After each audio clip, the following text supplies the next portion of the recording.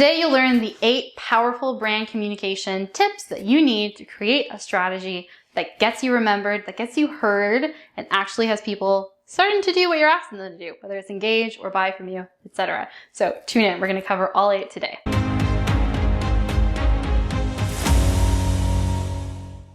Welcome back to Emma Given's Content and Copy. My name is Emma and I'm the founder of a branded copywriting and content marketing boutique based here in Toronto. We serve premium service-based business owners like vacation rental owners, real estate agents, coaches, etc., and high-end product-based business owners. So that is everything from jewelry to food products and more. You're in the right place for today's video if this resonates with you. You've done a launch recently and it fell flat. You didn't make as many sales as you needed to. Maybe you didn't make any, and that is okay. It's not your fault. We're going to talk about how to fix it. Other reasons that you might want to listen to this episode are that you're working twice as hard for half the results that you used to. Suddenly it feels like when you put a call out there that you've got a spot open, it's not being filled as fast, or maybe you didn't get filled at all. That you're putting out just as much, if not more content than ever. Maybe you're sitting down and filming yourself on TikTok or doing reels and feel exhausted, and yet things aren't really happening. Are you sure that this is actually creating more money in your business, for example? You also might be a little bit newer and you've taken a class on how to DIY your brand communication strategy, your brand messaging, your copywriting, and it's kind of fluff. Like all that's really in there is the ideal customer avatar exercise, which is tiring. Like I don't need to worry anymore about my ideal person's favorite restaurant and what her name is and how many kids she has if this is not going to make me more money than the first time I did it. Which says a couple of things. One, they're probably doing that exercise wrong, and 2, that there's so much more that goes into brand communication than that, and you're already going to get more in today's episode for free on YouTube than you probably got in that paid for class. I'm sorry, it's just the way I've seen it. And the key is those things that you've been doing them because it's what you knew best, it's what people taught. But now to get you where you actually want to go, we have to change what you're doing. You have to have a strategy in place that is results oriented. Repeating those things just harder or more is not going to get you the same results as working intentionally with a strategy that is custom to you that will get you the success that you want. So let's start there. Step 1 is to define your goals. When making your communication plan, you want to make sure you know exactly what the goal of the plan is. Is it to make more sales? Is it to have more recurring customers? Is it to handle a PR crisis or nightmare? It could also be to change the perception of your brand, maybe from a Gen Z brand to an older millennial or zennial brand. Maybe it's from kind of flaky to trustworthy. Could also be from cheap to expensive, or brick and mortar only to having a really robust online shop. So this step in some ways is simple. Just make sure you know what your goal or maybe 2 goals are, that they're clearly defined, so then you can build the rest of your communication strategy around it. Oftentimes people skip this step and it shows. Step 2, outline how you will know that you've achieved those goals before you start putting in all the effort. That way, every single action will be worthwhile. So for example, if your goal was to get more repeat customers, figure out how you're going to know that that has happened. So one thing could be if you use a platform like Stripe, for example, you can look at your monthly recurring revenue and whether you see a percentage increase. Your accountant can also handle outlining this for you. If you have a CFO or you just have a really involved accountant, they'll be able to give you reports like this to let you know that the amount of recurring revenue that's coming in is going up. You can get super specific too, and you might want to hit a specific number. Other ways you might define this as successful are simply if the number of times you see the same customer in your shop increases. It could literally be as simple as you have a pen and paper beside you, and when you see someone come in maybe 3 times a week now for their favorite latte, whereas you probably only saw them once or twice before, you barely recognize them, make a note of it. Actually be able to tell yourself with some facts, with some data, that this is working for you, even if it's as simple as a pen and paper. You might also check that the average spend per customer is increasing, because that could be an indication that they are buying over and over and over again. I don't think it's maybe as good of a fit as monthly recurring revenue, but I think it's a great stat to track anyway. Let's use another example. Let's say that your goal was to handle a PR crisis. So some ways you could know that this is successful are to keep track of the amount of comments that are coming in. Is the response to them overall, to your initial message overall positive? Is the narrative in them changing? If articles have been published about it, are those articles changing their narratives, or are you just seeing less articles? What is the goal there? How are you going to know it's been successful? Number 3, know the target audience of your message. And I'm not about to tell you to do the ideal customer avatar exercise again. I am simply going to tell you to learn about their level of awareness. Now, this is something that I teach about. There is a whole YouTube video and podcast episode on the levels of awareness, but the key is to have someone be able to look at your business, to look at the market research that you've done, to see who your existing people are, and to be able to tell you the vast majority of your people are no longer at level 2. And that is why you're not making sales like you used to. They're now at level 4, for example, because the tactics you use to get someone from level 2 to level 3 or level 4 to level 5, which is raving fan status, are very, very different because they're starting at a different place in their journey with you, their relationship with you, and their psychological readiness. And we want to keep them moving up towards raving fan status no matter where they started. But the problem is oftentimes, because we don't even know the levels of awareness exist, we are not using tactics that match their step. We are using the same old thing. So for example, if you were taught to use pain points and drive them home, yes, pain points are important and they work and you might use them in specific ways at all levels. It really works best with people who are level 2. They know that there's a problem. So make it super clear that you reflect it. I see that you have a problem. I get it. You can trust me because I know it. And I can start to introduce you to the next level, which is, and there's a solution.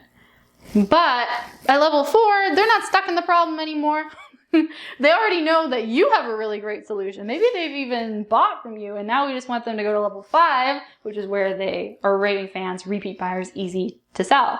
So the tactics you're going to use are very different there. You're not going to be driving in those pain points like you always used to. And that could explain why what you used to do isn't working as well now that you're more established, especially. So knowing the levels of awareness, knowing your target audience in that way will allow you to achieve your goals. And that is true as well with handling things like PR crises. If you know your people super, super well, you know where they're at psychologically, you can handle these situations with a lot more grace, with a lot more success. 4, pick your channels for communicating your message. It should always include your website. As a branded website copywriter, and that's like my main niche, I feel very strongly about this. You want to have that home that you control, that you create an environment in for them. But whatever channels you pick, make sure they are intentional. Based on everything that you've done so far, you figured out your goals, how you'll define them, you got specific on who your people are. Where are they? Make sure you're using that channel. Will SMS be way more likely to be seen than expecting them to log into their Facebook account that they kind of don't use so much anymore, except maybe to join groups? Make sure that you're using SMS then. Make sure that you have chosen your channels before you start to craft your message. So that way it matches the format, it matches the length, even down to that kind of detail. Be really mindful about it. It could be press releases too. It doesn't have to just be Instagram versus Facebook. I mean all the ways you can get your message out there, your brand communication strategy out there. Number 5, brand messaging. So take all those things that you have figured out and craft some core brand messages for your business. Now, most successful entrepreneurs are really busy and they're probably not going to have the time to do that all on their own. So that is where I come in. That's why I specialize in branded copywriting. It's the brand messaging piece of it. So at Emma Givens Content and Copy, we actually have something called the Brand Messaging Bible, which is where we put all of your core brand messaging into really easy to take out and use and to hand as an onboarding tool to your new employee, super easy to hand to your Facebook ads person so they sound like you the first time they write something. It is the holy grail of your brand communication strategy, of your unique marketing and sales messaging. So in there, we literally have things like your vision statement. Take it, pop it on your website. We have things like the anecdote that you'll want to use to make sure someone understands what exactly you mean by relationship coach, for example. What's your definition of that? Okay, grab it, pop it on the website. It has things like the checklist that Facebook ads person can use to say, oh, yep, exactly. Those are the words that they'd use. Yes, they'd use that kind of grammar. Yes, yes, yes. So that you can take a look at it and say, good job. It sounds like me. Post it. It saves you so much time and effort, and it is compiled. The way that your visual branding guide is probably compiled, where you have things like all the variations on your logo, when you use them, your hex codes. This is the beautiful, in-depth complement to that, so that you have, visually this is the experience I want to create, but this is the emotional, the psychological experience I want to create. So you have done for you copy and a lot of this brand messaging Bible that you and your whole team can use to create that epic experience and to communicate really clear stories. So I highly recommend that you check it out, learn more about the brand messaging Bible, take a look at everything that's included in it and why it matters. It'll give you ideas, and if you're at that point of success where you're busy and you want to do it right the first time, then consider booking in with me. It's me who does them. Yes, we're a small team, but I still am that expert in the brand messaging Bible. So check it out in the link in the description box below on YouTube or in the show notes on the podcast. All right, now that you have your core brand messaging in place, step 6 is to start communicating, finally. So like I said, if you've done something like the brand messaging Bible, take out the chunks and use them. You don't have to do much to them. You've built up this bank of stories. You've built up these phrases that are your go-tos. You know exactly what anecdotes to use in which situations. So it's going to make your life a whole lot easier. But the key here is that because you started with defining your brand messaging and building it out for yourself, when you go to communicate across platforms, so let's say your main channels are press releases, your website, SMS, and Instagram, you'll be able to make sure all of that messaging is consistent across the board. So no matter where someone finds you, when they take the next step to learn more about you, you're familiar to them. It feels aligned, it feels true, and you're making sure that you're just as effective on SMS as you are in that press release. A key piece of the success of a brand communication strategy is consistency. People want to know that, yes, this is what I go to them for, and this is why I trust them as the experts. They are the top of mind when I want this kind of support or solution or product. That can really only happen through consistency. It's a beautiful, beautiful thing, which is why things like the brand messaging Bible should work for you for years without changing. In fact, if you try to change them too early, you're going to see that same dip in sales that you're seeing possibly right now.